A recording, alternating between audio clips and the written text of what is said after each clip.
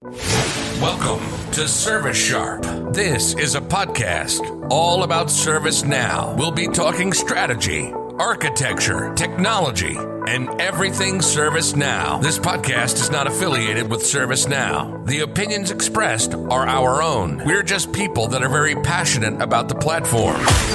Join us for every episode.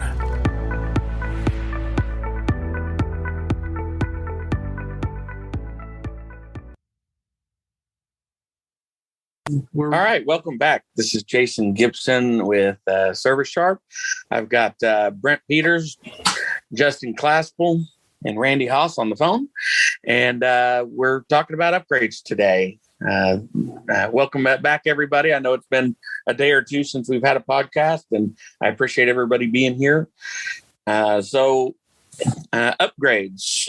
What was the last upgrade you guys have done? Rome, I would think. No, I did. Right. Yeah, I did one Rome, and then the last one was a Quebec. Yeah, I've done two Quebecs in a row is what I've done. I have not done a Rome yet. Okay. So the Quebec versus Rome. Let's start with Quebec. Difficult upgrade? Was it pretty straightforward? For me, I thought it was super easy. It was probably one of the easiest upgrades we've done yet. Thankfully, it didn't touch any, at least not that I'm aware, really any of the core tables or anything. It just seemed to be just super quick. Yep, that's what I was thinking. Mine was pretty quick, did pretty well. Pretty simple. I'd have to say one of the easiest upgrades I had, but I was upgrading one version. It wasn't skipping versions, so. Yeah, well, I was doing a skip even. And it wasn't. So I guess that means Paris also was not. That's not how it works. Just it's in the PQ. Got to do my alphabet there live on. Yes. I mean, we do have to remember the alphabet, right? So it's anyway. But yeah, we also skipped. I'm pretty sure this was a skip on that one, and at least one of the two was a skip. And I don't remember there being anything huge on either of them. One was, the standard testing, getting people to test after you've done it. That was the biggest holdup there. But the other, pretty darn smooth, really. Yeah. So I've noticed with Quebec, that it was pretty smooth upgrade, but then like you guys said, it was really difficult because what I ended up doing is having a set of testers that just weren't being committed to the upgrade. And so it kind of dragged on more than it should have. It ended up being a kind of a big problem. The upgrade should have gone through in about 3 weeks. Significantly longer on the other upgrade. I know that the most recent one we did together went pretty well. But what I found was the issue there was the whole project management side of it just didn't it didn't help to have the structure that it had. There were too many people not sure about what to do when we got to the testing period, and I thought that was kind of a difficult situation. Yeah, it was kind of it wasn't the first upgrade for that particular place, so it was just kind of surprising to me on how that ended up playing out, because the time before that, I don't recall there being any real issue, and everything, we built out scripts and stuff, and it seemed to go really, really smooth. So, I mean, comparatively, there's always a little bit of pushback with certain stakeholders and whatnot. But overall, I did not remember that being that way. And this last time it was definitely different. I will say how quick this last one went for the one before that I did. It has kind of set the leadership roles, management roles, whatever you want to call it, a little bit of a bad expectation, I think, because normally we reserve about a month. You don't usually take the whole month, of course, but we reserve the month for an upgrade just to be safe. And since that one went through, I think we were ready for it in 10 days. Yeah. We have the expectation of, Rome, which they want to skip, and go to San Diego, which we're trying to not. There's too much stuff being changed, to my understanding, in Rome to want to skip. So But again, it's just the expectation set. Well, it's not like you're upgrading Windows, where there is a lot to Windows, but generally, I'm saying this in a very, very generalized fashion.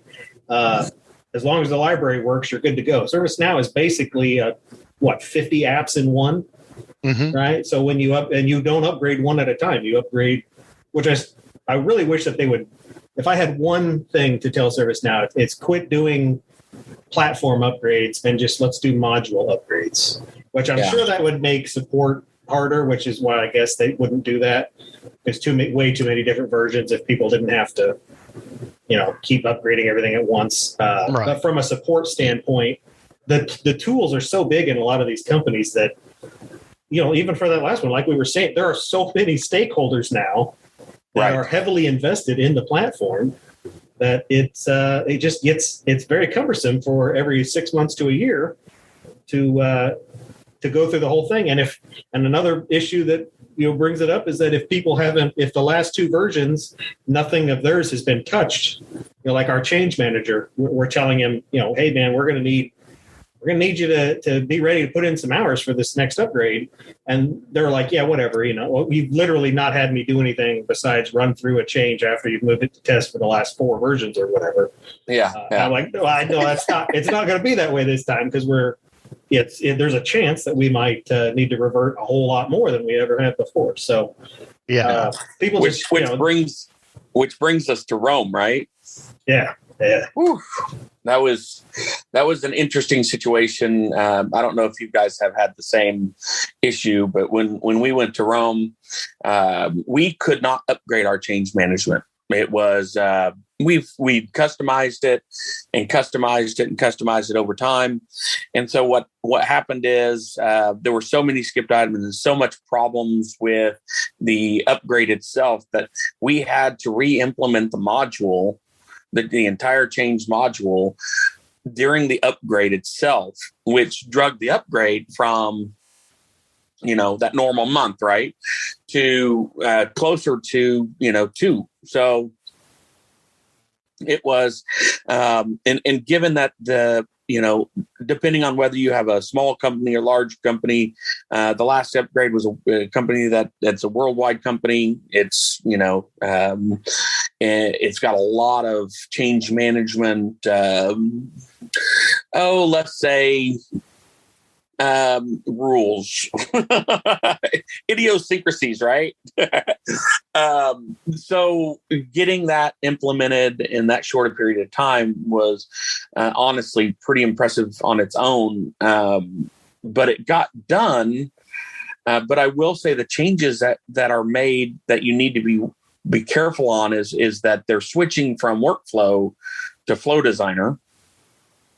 Do you have to go to flow designer?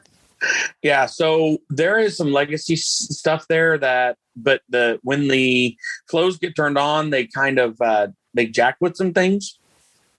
The other thing is they change types, which they still have change type. They also include change models. Now, that's where it gets the big changes are, because you're literally changing the way you start a change. You select a change model, pre-approved, normal. Those are the change models. And you select the normal change, and that goes into, but it actually, the way that all of the scripts in the background are set up, everything is set up to use models. And for us, it was, do we go through the effort to make it work the way it is currently, or do we make it work the way it's intended? And so we could have made it work the way it was, but the amount of effort to do that was at least 3/4 of the effort it would take to re-implement the module. So it was, okay, so let's take this opportunity, now that we have it, to go ahead and go do it the way ServiceNow has changed things to do it. And it's good because when now it's done, the upgrades will be a lot smoother, and the models are a pretty interesting way to handle it. There's some really good benefits with the way they handle changing states, which is interesting because you have a flow that will trigger at each state.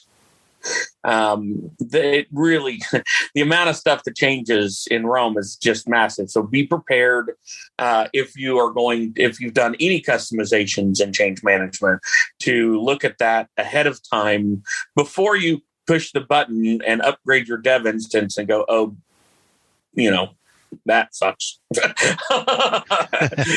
at it 6 months ahead of time, okay? And make sure you go over the change management, because it will be an issue to some degree. So I've tried to get him to look early at that one, but it's going to be a wonderful last second. Hey, this doesn't seem to work like it always does. We do this all the time to ourselves, and it's because we're all so busy and they have so many projects and so much going on that leadership really doesn't give us an opportunity to do the research we need to about the versions ahead of time. Well, I mean, most places there's, at least that I've dealt with, it's not like the ServiceNow team has a massive crew, right? Right. Yeah. I mean, sometimes they're well stocked, but if the ServiceNow, if you have one person as your ServiceNow person, you do not have nothing against them. They can be the smartest person on the planet. There's simply too much in the tool for them to know it all or learn it. You just can't. Oh, I know everything. Yeah, well, we're the exception. There's always an exception. There's always an exception. It's always Brent. No, I'm just a know-it-all. That's it. Yeah. But yeah, it's that's a lot of the problem is that either you have someone trying to do way too much. Like Brent's actually a pretty good example of that. Of how we all met him anyway. Being the sole guy on a rather good sized implementation. There's just a lot of ask there that sure he can learn it, but we've made it even bigger. So since you've been there, I'm glad you have a big crew now. Oh yeah. That's still me and an admin. The admin does the user stuff. So at least you got an admin. So yeah, I'm grateful for her. Oh yeah, I bet. Is there with the major changes and stuff like that that's coming out, is there a roadmap that says, hey, we're hitting change in Rome, and then we're going to hit project management in whatever comes after Rome, and then we're going to hit, is there something like that where you could have kind of a general heads up, or is it just whatever they decide to throw in the notes as you do the upgrade? Well, so here's the crazy part. Like ServiceNow does all kinds of great things with everything from knowledge to, independent, small, basically regional knowledge type, events, and all that stuff is there, and it's all there to be learned. The problem is you have to be given the time to do it. And the reality behind that is just there's a lot, and it's not just what is going to happen on the main platform so things don't break. It's what happens to each module. So that's one of the beauty of knowledge when we had an actual physical knowledge, right? You went to knowledge, you spent a week learning all that. What's coming, what are the gotchas, all that stuff. Talk to people about all that stuff. And that's where you really get, ahead of it. Well, now we do the virtual. Well, and I know that, I'll give you, I had tickets last year to the virtual one, and I think I spent like 20 minutes because I had 400 other projects and I didn't have time for it. I mean, it just, if they don't allocate the time for you, you just don't have it. And unfortunately, they're like, yeah, here's your ticket, but you still have the same responsibilities. And we know you work a 60-hour week, so just figure it out. And that's one of the problems that ServiceNow has, again, because what Justin was saying, right? There's just we don't have teams that are big enough, that have enough support typically. And there's a lot going on there with the, like the release notes they give out, or Andy, to Randy's question a little bit. They give you an idea on basic changes, but it's, it doesn't have any idea what customizations you've made. Well, it's also, the release notes tell you what's in that version. They don't have a roadmap that I know of, that I've seen, and I haven't been able to find one on their documents side or anything that says, okay, we're working on change management in Rome, but in San Diego we're doing incident, and in Tibet, I don't know if that's it. I'm just making that up. Yeah, man. Tibet, we're going to be working on release management, and the next version this, and so on. So I haven't seen that.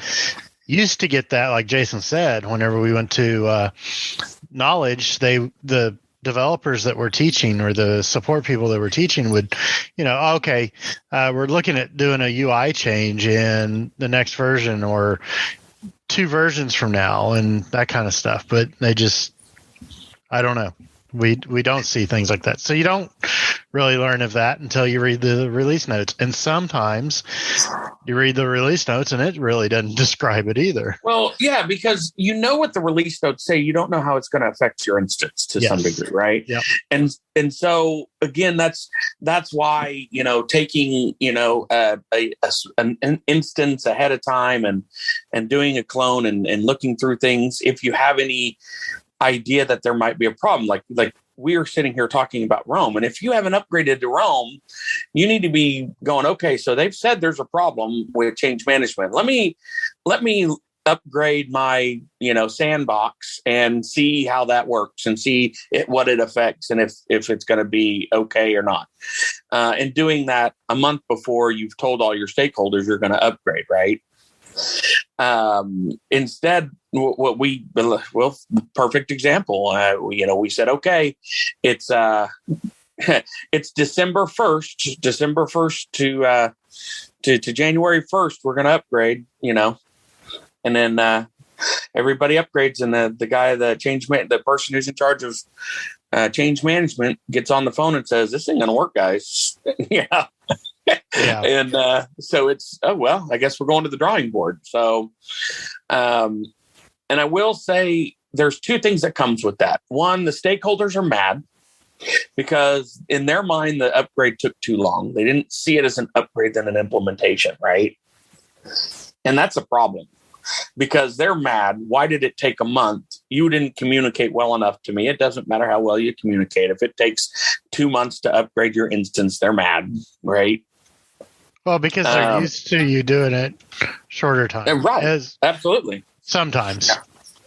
Yeah. And that's, and they're, I think in the last 4 or 5 upgrades, it's been pretty quick, pretty easy. We give it a month.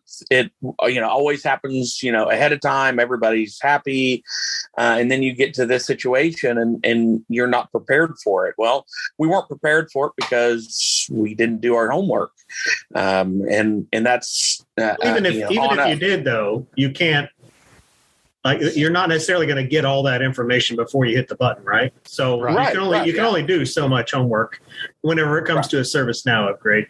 I think the last, I'm not going to use the word bad, the last challenging, there we go, that's a more PC term. Last challenging upgrade for me, I want to say was a Madrid. Does that sound right? I think it was Madrid. I think so. Either Madrid or New York. Yeah, maybe it was New York. One of those 2. I mean, we've had several that were not really that bad at all, right? Right. But that one fell apart. And I remember shortly after that, ServiceNow came out after that one and went, okay, we're changing the way we're doing this to make it easier for everybody. And they redid a bunch of stuff to make it, I guess seemingly easier. And it has been for a while. But, it's you're going to have these major shifts. you don't always notice them because it may not be in anything you use. Yeah, I think that's the real kicker.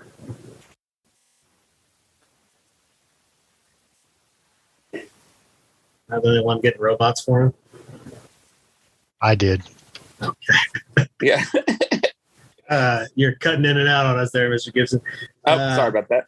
I was going to say the thing for me is it's just so hard to actually try to plan, because even if you know, like I know it's going to touch change, right, for Rome, but I have no idea if that means, because we're pretty, I'm doing air quotes here, pretty out of the box this time, thankfully.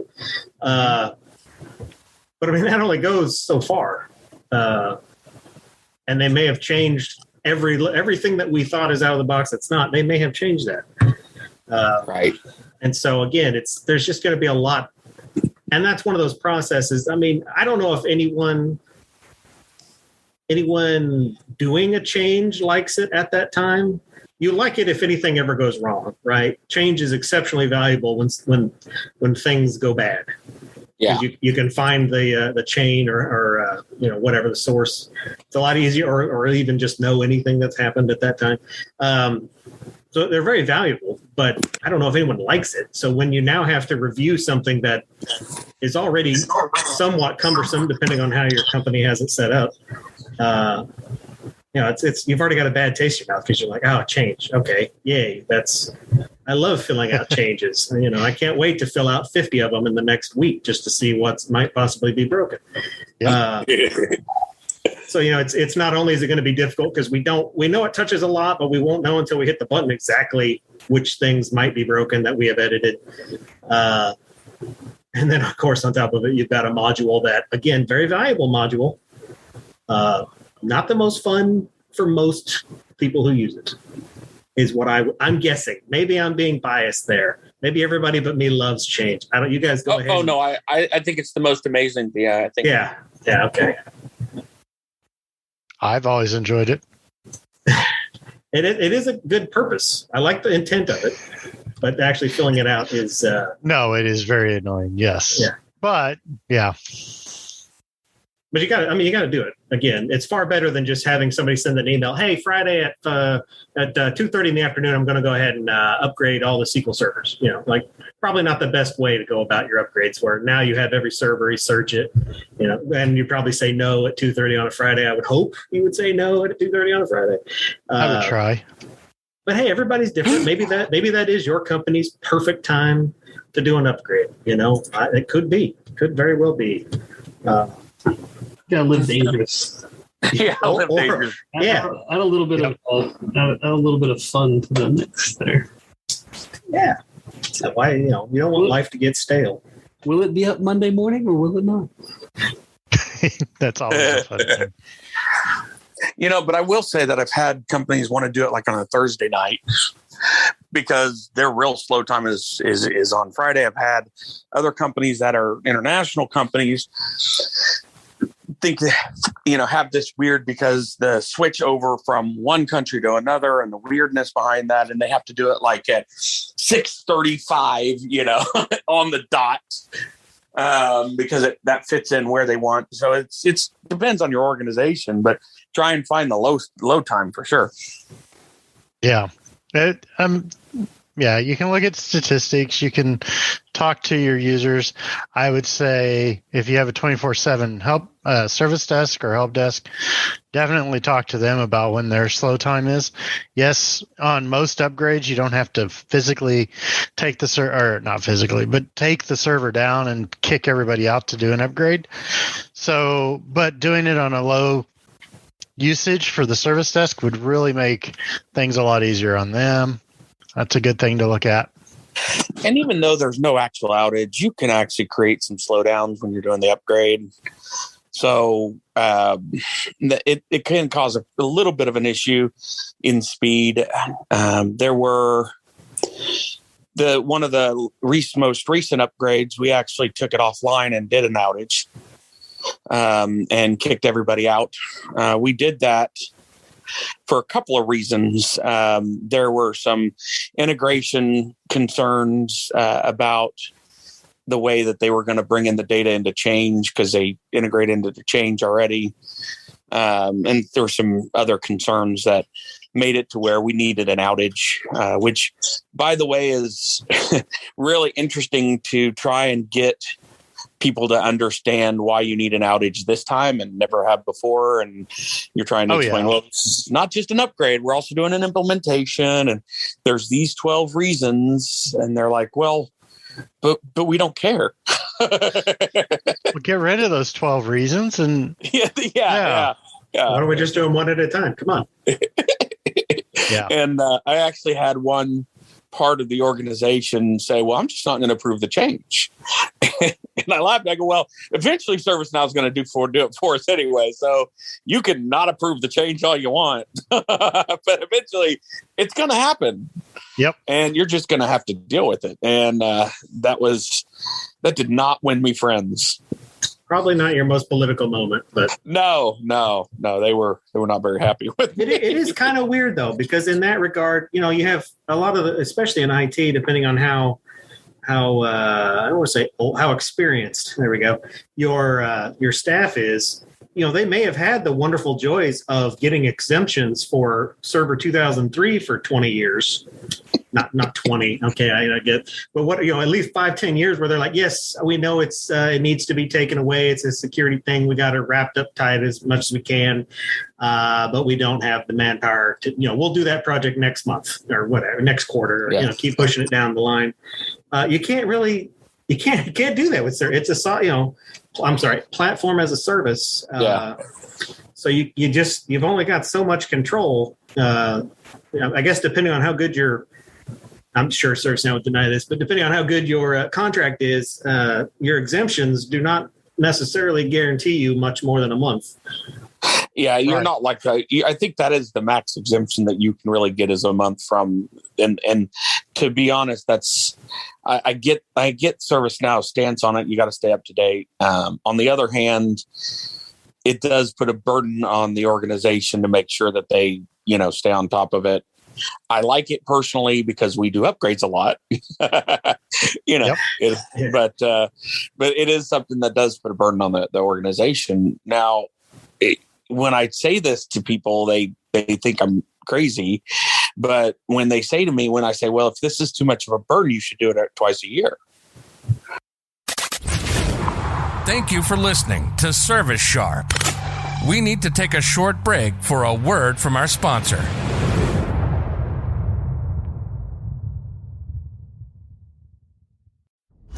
Welcome back. Let's continue with our topics.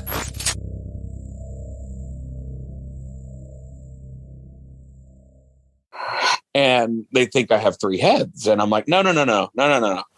You should do it because it takes less time if you go version to version typically. So what you end up doing is you end up moving faster. You're, getting through it. You can upgrade quicker and not have as many problems. They still think I'm crazy. Half the time I think I'm crazy, but that is what I would prefer to do is twice a year, do an upgrade. But I've honestly never been able to get anybody to actually follow through with that. Yeah, I get that you're burning a lot of time depending on how good, if every upgrade was like Quebec, I don't think it would necessarily be too hard on me to get that through to someone. But for every Quebec, you're eventually going to have whatever the version I can't even think of now, whether it be in Madrid or New York, or Rome. One. Yeah. You're going to have one that's going to catch you. And it may, I'm sure someone out there had Quebec become a bit of an issue for them. For me, I have been lucky in the 2 upgrades I've done. Neither one really did anything that was affected by it too much. But I'm sure somebody out there had something that went haywire on them. Yeah, or you had maybe it Agile or something, right? Yeah. Well, and also part of the reason is that for at least one of those, for the last several upgrades, we've been pretty relentless about taking things back to out of the box instead and getting rid of customizations and things like that. And that I think on one of the customers, yeah. Well, and that's great because we're doing there, though, it takes time too. So you have to understand that 30 days, part of that is actually rolling some stuff back as much as you can, identifying what those things are, seeing if they cause any problems or want to keep them or whether you want to roll them back. I mean, there's some effort to that. And then if you have an old instance that has a ton of customizations, you start with this next upgrade and roll everything back that you can. The next upgrade, you do the same thing. The next upgrade, you do the same. And that's what we did with that customer, to where we got to Quebec, and it's like, okay, this is better. Yep. Yeah, and if you can do that, that's great. But in some cases, you can't. So yeah, sometimes it's hard. Yeah. Yep. And the problem part of the time is not, it can't be done. It's people don't want to do it. They don't want to do it, whether they don't want to spend the time or they don't want to develop the resources for it, or they don't want the change, right? They want what they want. And if they don't get it, they're going to throw a fit. Well, or they say that doesn't fit our process. They're not willing to, okay, you have a customized change management because you made it fit your change management process, and now the change manager's like, no, we can't do that because it's against our policy to not have this management. Well, and that's a big pet peeve. That is a big pet peeve of mine. Don't ever fit the tool to your process. Yep. The tool has the process. You need to fit your organization into the process. Now that does include customizations. It does, and it in configurations, not customizations. There may be some customizations that particular organization needs specifically. Fine, I'll take a few, right?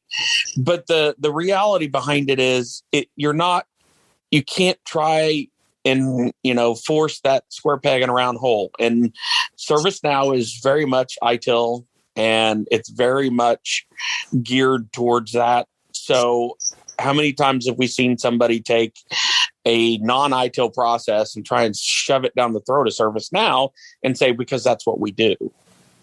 For us, it's been mostly, we are trying to get rid of this software. That's the thing I've seen before, is where I'm using, and I haven't seen it for change, but I've seen it for help desk side for the just normal ITIL incident, especially. Like we have, help desk software A, and you guys are forcing us to use ServiceNow. So let's just make every screen, every action feel like the thing that we just went away from. Yeah, this doesn't feel like our old app. Well, your old app's not what we're using, but there's a reason we're moving away from that. Whether it be, I'm not saying you don't have, maybe there's validity for the same fields, but I've seen before where we just add. And whenever you get someone new to ServiceNow, they probably are adding them to the task table. I'm not going to say names, but when you're starting out, it's a common thing to do. Is I need this field added. Don't know how to add it. You add it to the task table. You've got 5,000 fields on your. Exaggerating, probably not very much though. Fields on your task table. It gets a little crazy, right? And then you end up never using it because that data point is actually no longer relevant because of the way the ServiceNow incident. Maybe the data you're trying to get can easily be grabbed from a different report, which maybe your old thing did not have that ability. Whatever. Either way, I'm just saying you should take a step back. You're not trying to just put your app, your old software in ServiceNow. It's a wonderful opportunity to review how they do it. Not saying you can't make changes. Not saying you can't add fields. You just need to think. Do I need the field? What am I using the field for? Not I have this field and I need to replicate the field. Maybe you don't need to. Maybe that field is going to be something generated after the fact that you put on a different table that's, run async and never even has anything to do with the incident process on its own. Well, and that's why you need a company, outside your organization to say, okay, do the workshops and be strong in the workshops. I've seen so many customers, that just you get in these workshops and the company that's coming in to advise you just does whatever the hell you want. And honestly, that's not what they're there for, but they just are order takers. And at some point you have to say, okay, here's where the goal is, here's where we need to get to, and here's why.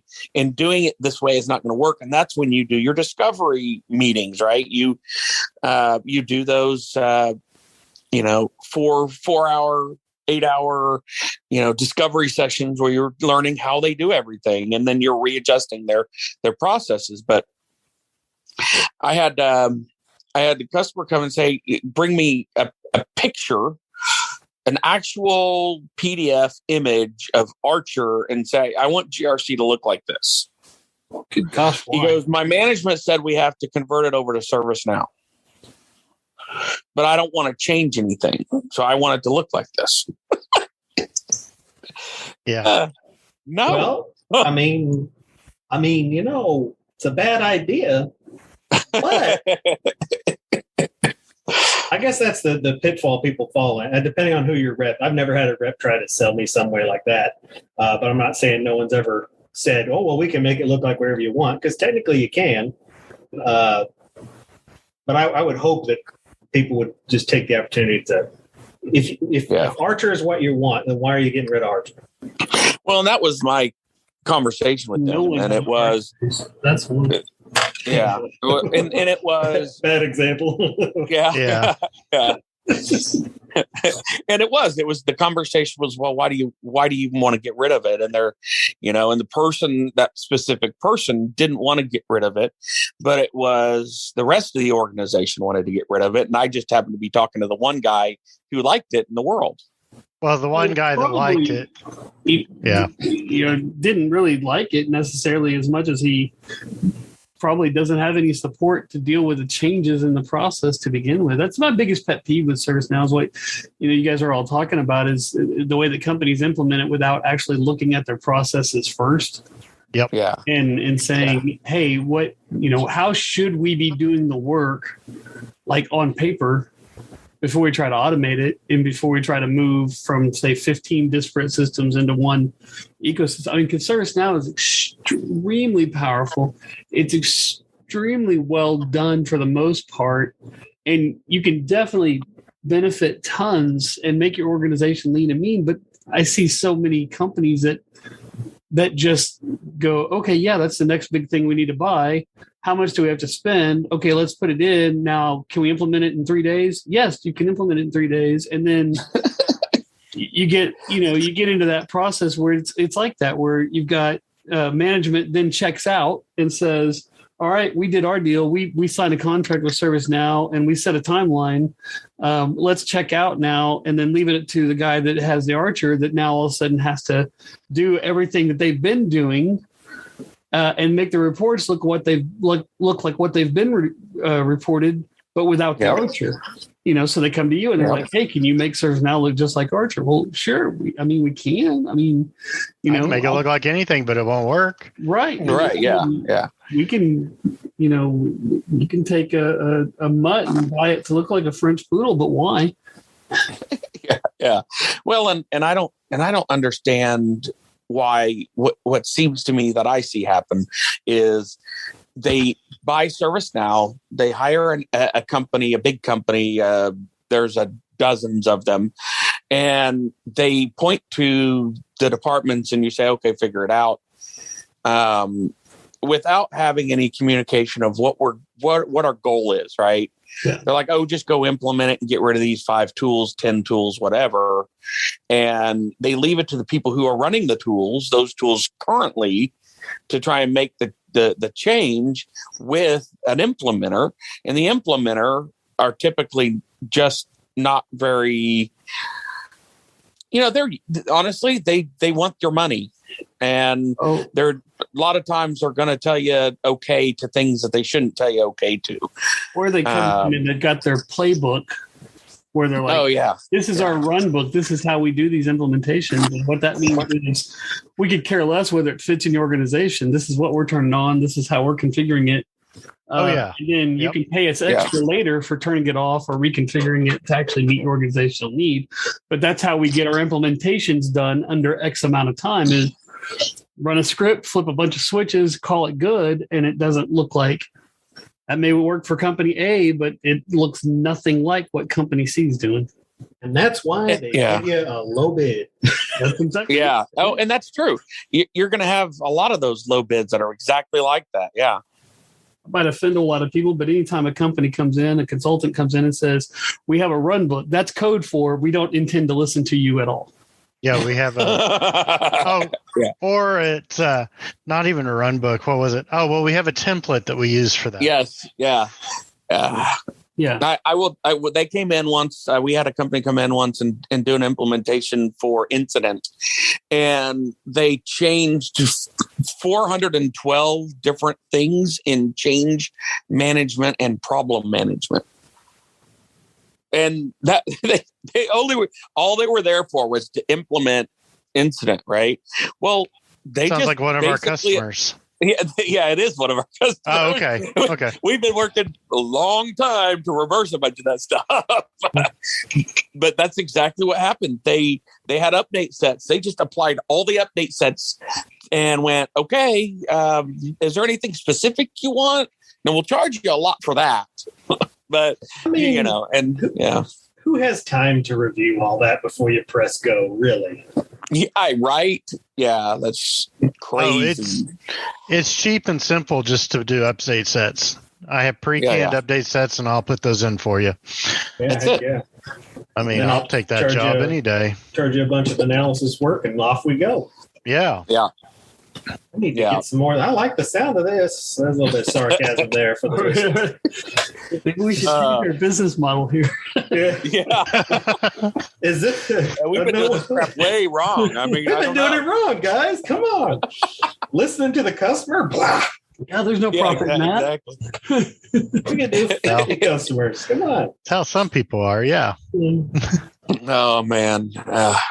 On the other hand, there are those that actually pay attention and customize their entire process around what they, the customer needs, which is a lot of communication about what are your processes, how do they work currently, here's how it works in ServiceNow, how are we gonna come together, right? Those kind of questions and those kind of discovery sessions, and then once you're done, you actually have a decent product, and that's there's just not near enough of those kind of implementers out there. There just aren't. You know what you're saying there? Customization isn't bad. It's bad when you do it as a first resort. You know, it's like if you haven't rationalized, why do we have this? Well, because it looks like Archer. Well, that's a crappy reason to do it. So when you customize just because that's the way we've always done it, that's like the absolute worst reason to customize. But when you have a legitimate, rationalized out business need, my business does this that is enough different than other businesses in the group, and this is how we thrive. And that may be because every company is going to have a different set of people and a different set of skill sets and a different, that's fine to customize it that way, but capture it, keep the knowledge around it, and do it for that reason, not just because it looks like the old tool that you had, or because we want to call our changes gold, silver, and pink, and not standard, expedited, and emergency. You know what I mean? Don't customize it because you're stupid. Customize it because you and don't let every idea anybody ever has become a solution in the tool. Right. Like there are dumb ideas out there, guys. Stop putting them through as enhancements. Okay. There are dumb ideas. And I can't tell you how many times I've looked at an enhancement and went, who requested this? I want to know who requested it, because I'm taking them off my list of smart people. I'm just telling you, this is not going to happen. A good time to have a disclaimer about the opinions expressed by the host. Oops, yeah.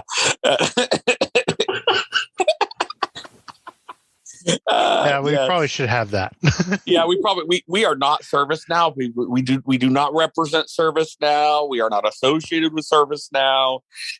So there's the disclaimer. But it truly is amazing the stuff that I see. But here's the problem: I'm an architect, and all this stuff goes through an architect. Well, Brent's an architect. Everything goes through him.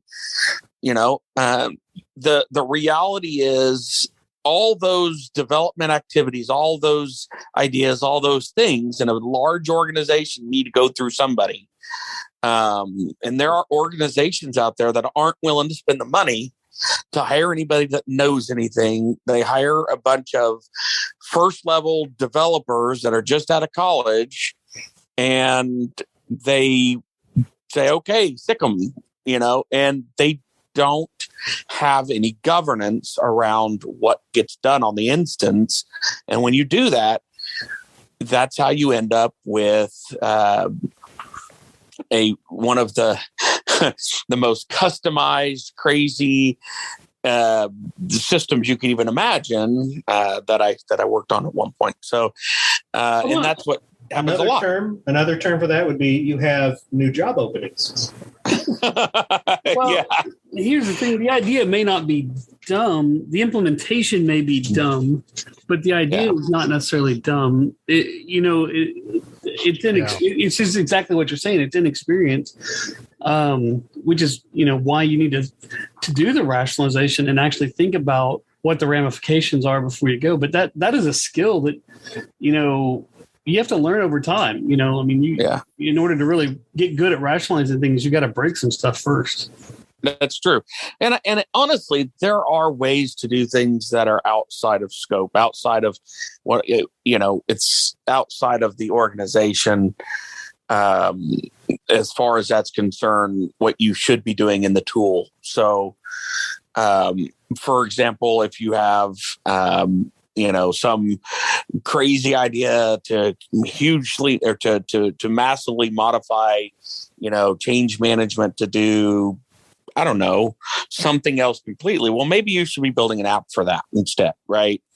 And leave change management alone to do what change management does. So, sounds kind of like anyway, might need to do a podcast on like something like that. Like, how do you make a determination of when do you need to do a scoped app versus when do you do a customization versus when do you just change a field or add a field and things like that? Because it sounds like that's there's a lot of that maybe going around that maybe that's something we should discuss on a future episode. Yeah, that wouldn't be bad. We could give some examples of stuff that we've seen over the years that people have asked for, and examples of the way things have been done that were wrong, and then maybe the right way it was to be done, and that would be good. So look for that coming up. So circling back, next edition of ServiceSharp. Circling back to the idea of the upgrades, is there any final thoughts from anybody on upgrades for this episode? Oh. Yeah, we kind of did get down a rabbit hole. Yeah. So this episode was about upgrades. It has upgrades have become more challenging now that you can only be one version behind since they changed the licensing. But I can see where they're coming from. It might be a good thing, but it is more challenging. It is. We just all got to get used to it, right? Just look up the release notes, start it as early as you can. Don't wait. If you're one of the places that waits till the very last minute before they force you into it, at the very least, look up the release notes a few months before you're forced, so that you can try to at least start or get an idea, or just anything will help you, because while they make it sound like you're going to be forced upgrade and move on with life. That doesn't mean it's going to be a forced upgrade that works for you, right? Right. The platform will keep running after they press the buttons. At least it always has for me. But yeah, just look up those release notes, see if anything mentioned in there is something you likely touch, and that'll get you. That'll be a good head start for anyone starting their upgrade cadence, which I personally think should be twice a year, but not everybody agrees. Yeah, exactly. Awesome, guys. Well, sorry we went down such a long rabbit hole, but I think it's time for us to wrap it up. Brent, Justin, Randy, you guys are amazing. I'm really happy to be here and be associated with you guys. So thank you for being here. And if you guys, if any of you guys at home need anything and you have any questions, don't hesitate to get us a message. We have all kinds of avenues that you can message us on. We have a LinkedIn page as well. So feel free to give us a shout in whichever way you can find us. Hey, sounds good. Signing off, you guys. Bye. Thank you. We want to thank our flagship sponsor for this show, the Sharpstone Group, LLC. Sharpstone is your source for all of your ServiceNow needs. Implementation, development, administration, strategy, and architecture. Contact the Sharpstone Group today at info@sharpstonegroup.com or 405-594-0100. We'd love to answer your questions or have you on the show. Contact us at ServiceSharp@sharpstonegroup.com or find our LinkedIn info in the notes. Additional sponsorship opportunities are available.